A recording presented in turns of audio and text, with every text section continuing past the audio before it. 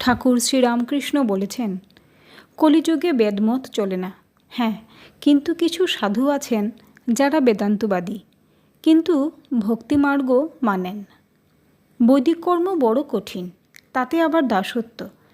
এমনি আছে যে 12 বছর না কত ওই রকম দাসত্ব করলে তাই হয়ে যায়।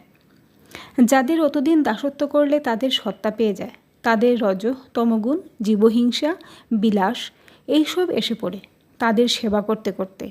শুধু দাসত্ব নয়, আবার পেনশনও খায়। একজন বেদান্তবাদী সাধু এসেছিলেন। মেঘ দেখে নাচতেন, ঝড় বৃষ্টিতে খুব আনন্দ। ধ্যানের সময় কেউ কাছে গেলে বড় চটে যেতেন। আমি একদিন গেছিলুম, যাওয়াতে ভারী বিরক্ত। সর্বদাই বিচার করত, ব্রহ্মসত্য, জগৎ মিথ্যা। মায়াতে নানা রূপ দেখাচ্ছে, তাই ঝাড়ের কলম লয়ে বেড়াতো। ঝাড়ের কলম দিয়ে দেখলে নানা রং দেখা যায়, বস্তুত কোনো রং নাই।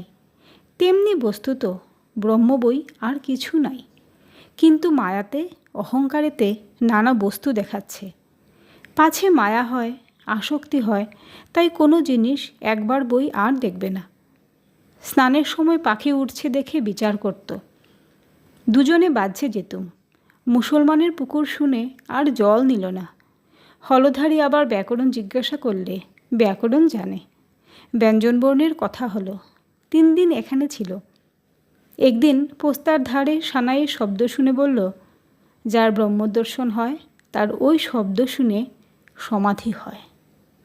জয়তু শ্রীরামকৃষ্ণ।